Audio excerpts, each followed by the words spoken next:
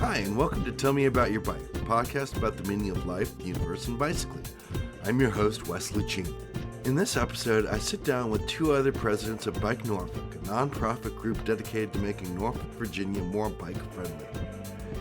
If you'd like to commission your own custom podcast, you can hire me on Fiverr.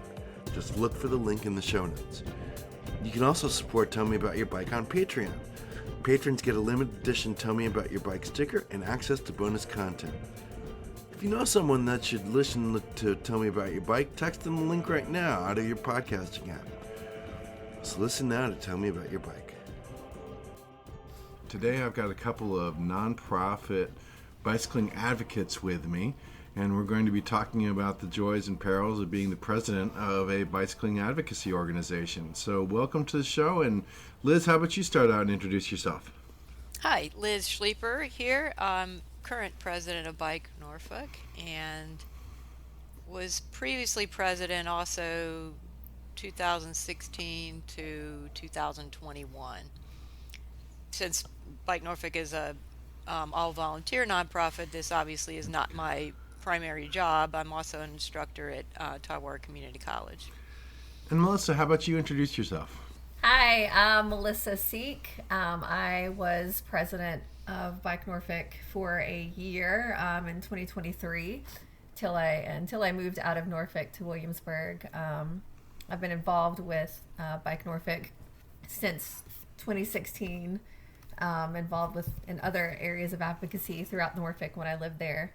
The past, 12 years, I guess it was. I am a stay-at-home mom, so that is my primary job.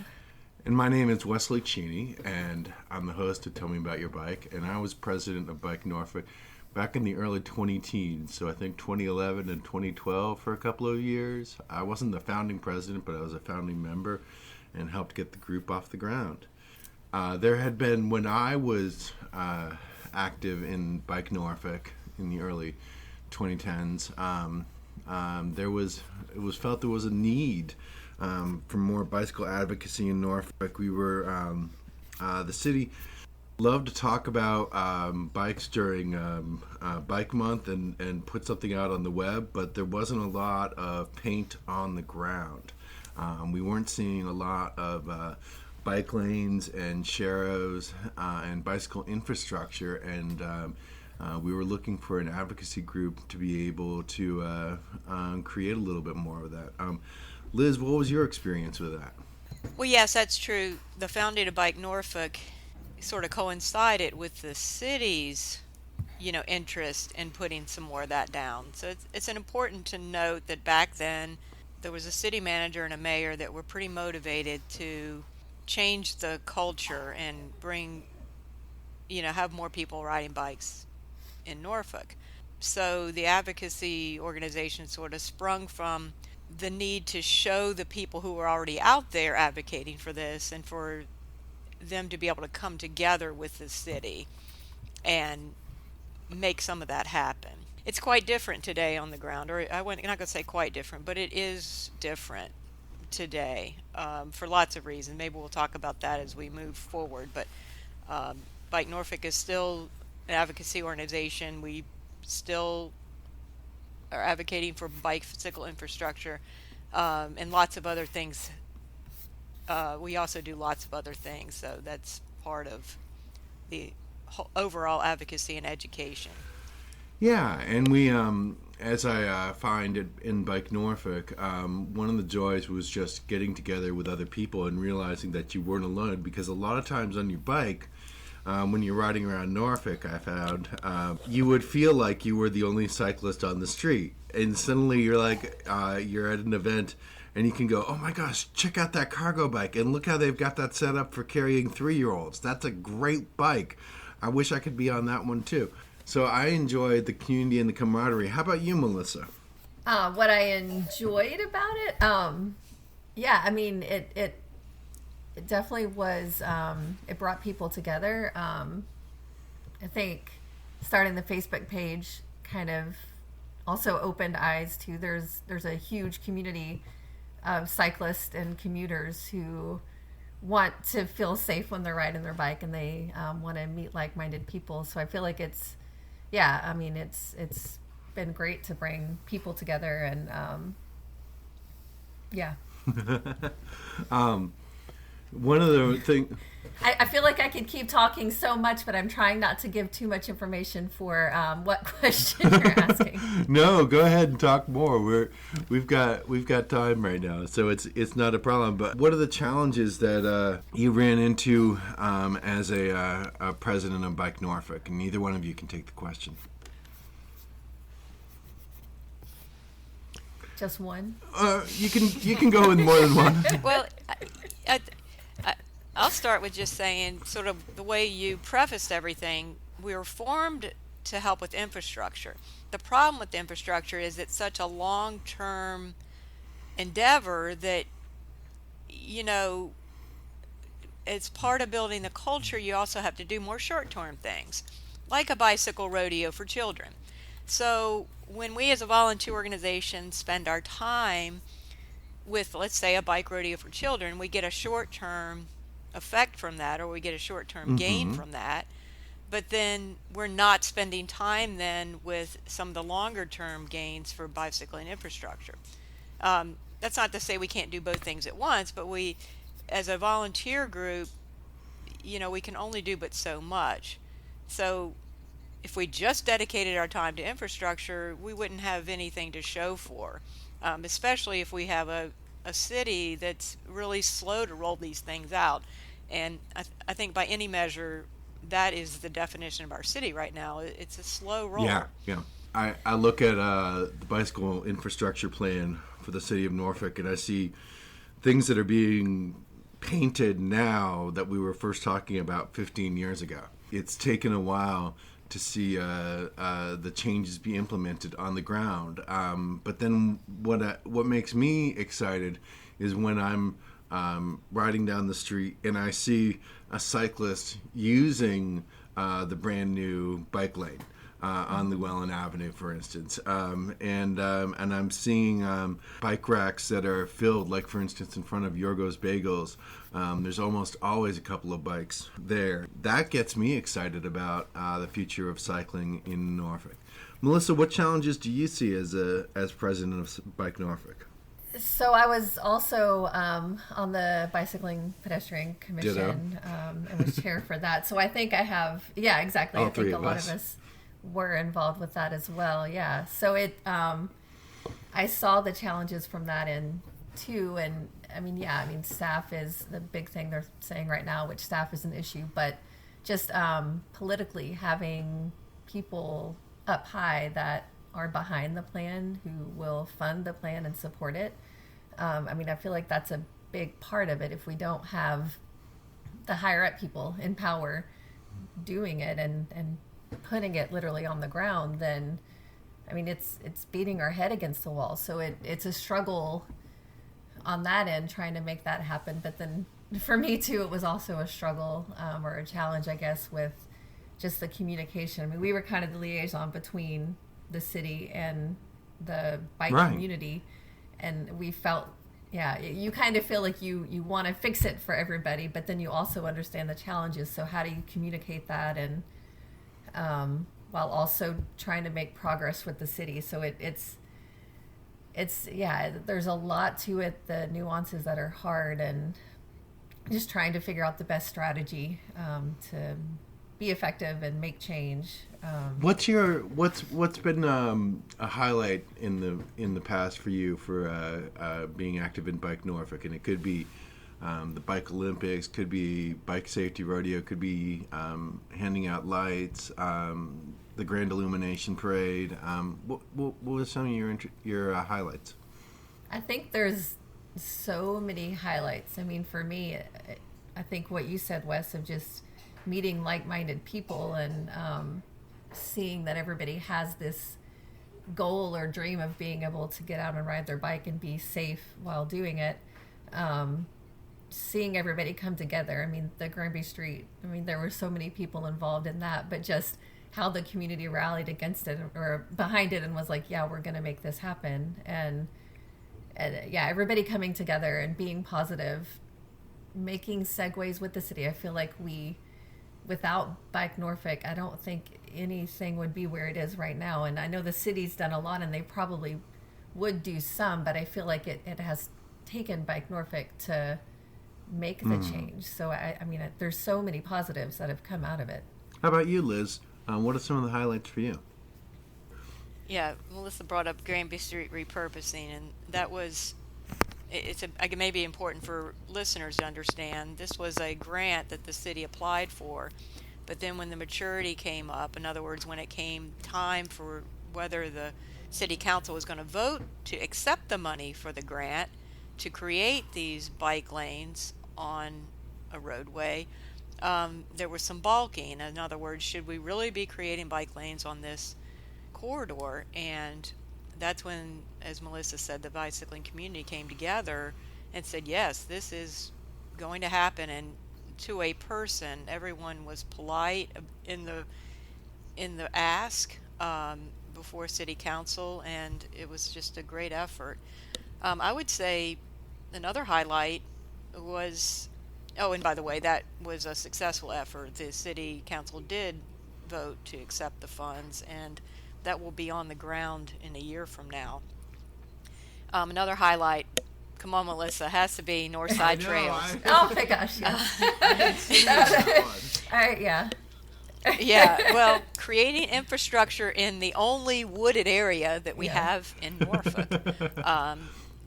We had two volunteers, Melissa being one of them and her husband Michael being the other one, who had a vision for trails inside the park at Northside Park. It's in the Ocean View area of the city. This was a great coordinated effort with the city. This went extremely well. The city allowed, went into a memorandum of understanding with Bike Norfolk so that we could create the trails and sign them and put a storage box on site. Then it sort of all built around a grant that we got from REI and support from the local bike shops, and of course dozens of volunteers over a few year period. And back in 2020 we cut the ribbon and we opened up 2.5 miles of trail in the city, mountain bike trails in the city, and of course they're also used as hiking trails, running trails, and extremely successful. Yeah, I definitely. That was a huge highlight. That was a huge highlight. Yeah, I loved going out there with my kids and working on the trails for that period of about 4 years that we were really active on that. It seems like, and it was anything from hauling mulch and filling in low spots to hacking back the greenbrier and getting trees out of the way, and so have some fond memories of Saturday mornings spent building the trails out there and riding them with my kid. So I appreciate that. My motivation was my husband, who wanted a place to ride close by the house, and he's like, man, these are great, this would be awesome if we had this, and so he kind of essentially designed it. And I went to Liz and she thought I was crazy, but I was like, no, we could totally do this. And I mean, it took a lot of years and a lot of meetings with the city to get them to see the vision and to kind of be like, okay, yeah, sure, we trust you guys, go for it. And then we've made a lot of great contacts and great relationships with the city, and they know Bike Norfolk's reputation and the work that they can do. So I feel like, I mean, we've done so much to open those channels and of communication and having that respect from the city, so they can, trust us to do stuff like this, and they know that we'll bring the volunteers, we'll make it happen. And I still say I'm no longer on the board of Bike Norfolk, but I still talk like I am part of them. So it's a great thing what Bike Norfolk's doing for the community, and I'm so thankful to Liz for continuing to push forward and doing all the things that needs to happen, and for the community for being accepting of everything, and pitching in anytime anybody needs anything. Hey, we need a bike, Bike Norfolk puts it out, or anytime anybody needs anything bike related, put it on the Facebook page, and somebody will make it happen. So it's just a great community. Hey, Yeah. Wes, maybe we could just, since Melissa Yeah. brought this up, just go through some of the things that Bike Norfolk does other than Northside Oh, sure. Trails, advocating for infrastructure. We accept donations and repurpose bikes for individuals, like Melissa just said. We also give away bike lights. We have one annual bike light giveaway, but then we'll give bike lights at any time to anybody who needs them. We do bike rodeos for children. We do kids races. We usually tag on to larger events and run the kids race as part of that event. We provide, that's coming up this Saturday, as a matter of fact, we at least annually, sometimes semi-annually, do maintenance for soup kitchen clients, or bike maintenance for them, as a way to give some help to folks who need some help with their bike maintenance. Wes, I think you're the one who started that. You didn't even start it as Bike Norfolk. You started it as an individual effort. Catholic worker. And Bike Norfolk is, still working with the Catholic worker. And we sort of co-opted that idea and just bring out mechanics, amateur mechanics or professional mechanics, to help fix the bikes. It's really inspiring to see a line of half a dozen bicycle repair stands set up on the side of the road, and each one is being there's one person or two people who are working on the bike, and then there's usually another person who's hovering over the bike hoping that it's going to be able to get fixed. That's right. So we're doing a lot, and we're trying to make those short-term impacts as well as those long-term impacts. Yeah. All right. Well, favorite bicycle month memories. Bike month is May, and we always get out and do activities. And so I've got a few favorites, but what are yours?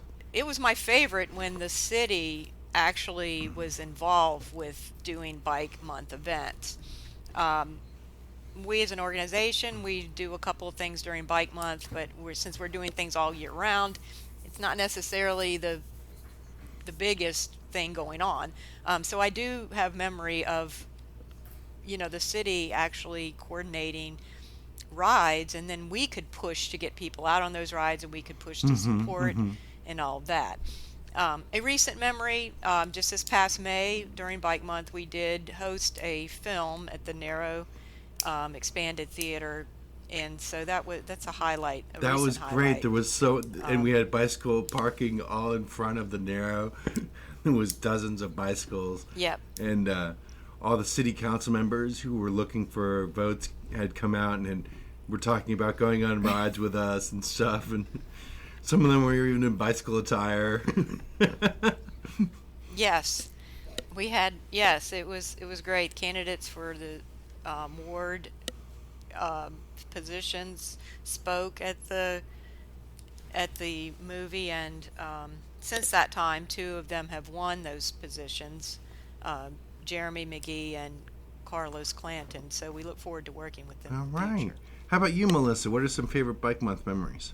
I'm kind of the same with Liz. I don't know if I have favorite Bike Month memories as far as like what Bike Norfolk did. Just being involved in, the Friday night light ride. What is that? The glow ride. That was always fun. So being a part of that and helping to lead that. I appreciate the city, downtown Norfolk, doing downtown council. I can't even remember all the Norfolk terminology anymore. Downtown Norfolk Council. Truly a Williamsburg citizen now. Yeah, the Downtown Norfolk Council. That they did. Rachel did all the the calendar wise and getting all the activities together. So I thank them a lot for doing that and trying to have an activity every day for the month and really pushing it out on their city websites.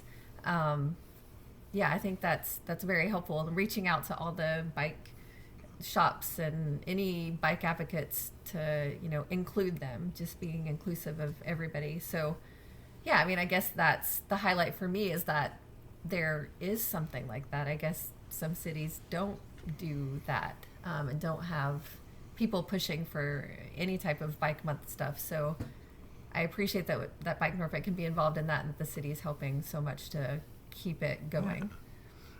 All right. Well, thanks y'all for talking today. I really appreciate it, and keep doing the good work. Sure enough, Wes, thanks for opening up this conversation. It makes me realize we all three need to actually sit down and get together and talk about this. I think we can learn a lot by debriefing, this can be offline or whatever, but, just thinking through, 13 years of just going on, just doing it and doing and doing. And sometimes I don't think we've stopped to really reflect and celebrate all the things that have happened and what's happened. So anyway, I'm glad you opened up the conversation. Thank you all. And all right, keep on rolling.